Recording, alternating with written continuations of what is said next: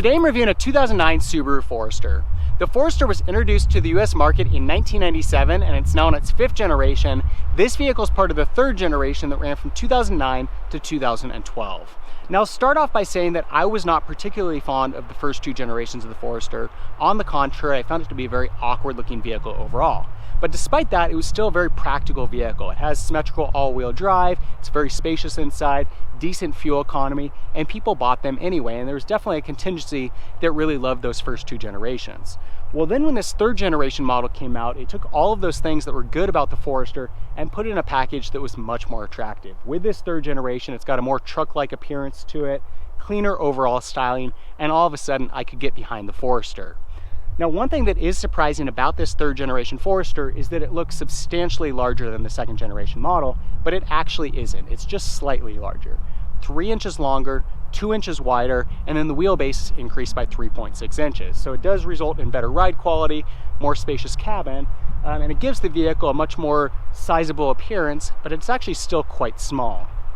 Now, in terms of styling, like I said, I think that with this 3rd generation, it's got a very nice appearance to it. It's very clean, but I will say that it's a little bit on the simple side. It's got very plain lines to it, and this is really a vehicle where the form follows function. And that's one of the things that you've got to love about the Forester is that it is an incredibly practical vehicle in every sense, and the styling kind of follows that practicality. Now, starting up here at the front of the vehicle, a nice clean hood. You'll see we've got these 2 creases that go from the grille back to the mirror. Nice headlight design, simple grille with a little bit of chrome, and then you'll see the lower bumper's got a pretty nice appearance to it as well. For 2009 and 2010, the Forester was available in 4 different trim packages. This is the base X package. Then they've got the XT model, which is a sport variant of the Forester. They've also got the X Limited and the X LL Bean package. Those 2 packages are both luxury packages. So this is your basic Forester, but it's still a pretty nice overall vehicle. You will see that on the front bumper here, we don't get fog lights. We've got hubcaps instead of wheels.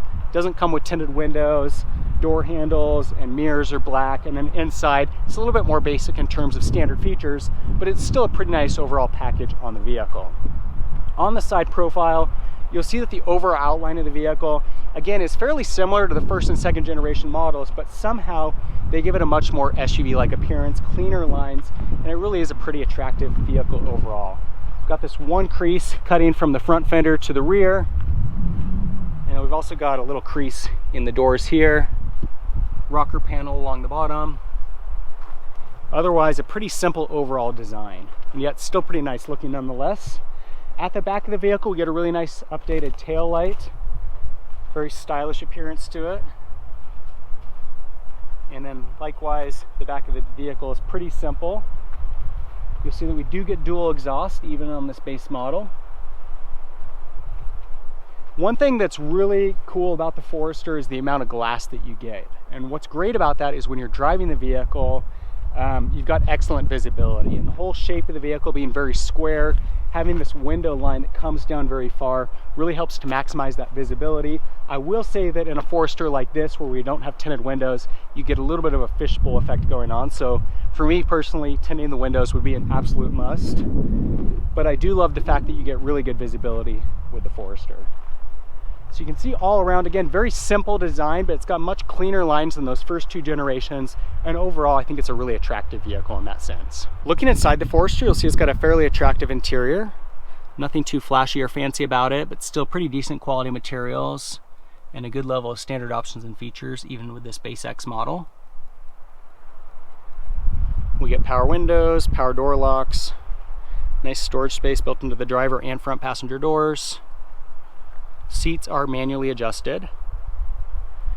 To the left of the steering column, we've got a dimmer switch for our instrument cluster, power mirrors. On the steering wheel, we've got cruise control, and then our instrument cluster's got a nice look to it with the blue backdrop and chrome wraparounds. We've got our tachometer on the left, speedometer in the middle, and fuel gauge on the right. Upper center dash, we've got an LCD screen here with clock, fuel economy information, and temperature readout. Audio system below that with AM/FM radio. It's got satellite radio, 6-disc CD, and auxiliary connection. A couple of vents. We've got our hazard lights, single zone climate control with heat and air conditioning, heated rear windshield, and we've got a 12-volt outlet down below. Got the 5-speed manual on this vehicle, emergency brake, 2 cup holders, and a fairly spacious center console here. It's got this removable tray. You'll see inside we've got our auxiliary connection and 12-volt outlet. This tray allows you to route wiring from the 2 connections here into the cup holders. So a nice handy feature. Up above we've got a manual dimming rearview mirror, 2 reading lights, and a compartment for sunglasses. Looking into the back seat of the Forester, you'll see that it's very spacious. One of the real highlights of this vehicle. Plenty of leg, head, and shoulder room. Doors again have storage space built into the sides. And then this center seat here folds down into an armrest. You can also easily fold down the seat backs in a 60-40 split to further increase rear cargo area. And coming around to the back of the Forester, you'll see that it's very spacious back here.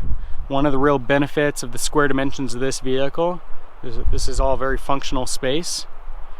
You'll see that we get a 12-volt outlet over here on the driver's side. And then we've also got a built-in privacy cover to conceal the contents of the rear of the vehicle when the rear hatch is closed. The Forester comes standard with Subaru's symmetrical all-wheel drive system, and under the hood you have your choice of 2 different powertrain options. This vehicle's got the base 2.5 liter 4-cylinder with 170 horsepower and 170 pound-feet of torque. That's paired to either a 4-speed automatic or 5-speed manual transmission. If you go with the automatic, you'll see an EPA rating of 20 miles per gallon in the city and 26 on the highway. With the manual, that's 20 in the city and 27 miles per gallon on the highway. 0 to 60 time with this engine is 9.7 seconds. They also offer the XT model with a 2.5 liter 4-cylinder turbo. That vehicle's got 224 horsepower and 226 pound-feet of torque. Unfortunately, you can't get it with the manual, so it's only available with the 4-speed automatic. Sees an EPA rating of 19 in the city and 24 on the highway, and the 0 to 60 time drops to 6.7 seconds. Max tow capacity on the Forester is 2,400 pounds. In terms of drivability, the Forester is okay, but it's nothing to get all that excited about. The ride quality is decent, but a little bit on the jittery side, and likewise the powertrains feel a little bit underpowered. Even if you get that XT model, that 0 to 60 time of 6.7 seconds, it's sort of quick, but it's not really that quick. One thing that I will say that I do really like about Subarus is the symmetrical all-wheel drive. It makes them great vehicles in terms of handling, not only on dry asphalt, but obviously in inclement weather. Great vehicle for driving in snow or ice. Also have really nice steering feel in the Subaru. And one thing that I really like about the Forester, I already mentioned it, is that it's got great visibility, and so it's really easy to see out of. It makes it a very easy vehicle to drive. Looking out the front, the hood really drops down, giving you a great view to the front of the vehicle, and then likewise 360 degrees around we get a lot of glass. These side windows really drop down very far, helping to maximize that visibility, and then looking out the back we've got a massive window as well. So really great visibility all around. I think from that standpoint it'd be a great vehicle for a new driver. Again, not the most exciting vehicle to drive, but still pretty decent nonetheless. So there you go, that's the 3rd generation model of the Subaru Forester. Really great vehicle all around, and a great option for somebody that wants a very practical vehicle to get from point A to point B. It's got nice clean styling on the exterior.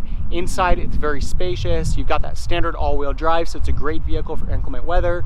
You still get pretty decent overall fuel economy, and it's a Subaru, so it's going to be great in terms of long-term reliability. If you have any comments or questions on the Forester, leave them in the section below. If you enjoyed today's video, make sure to give me a thumbs up. In the meantime, thanks for watching.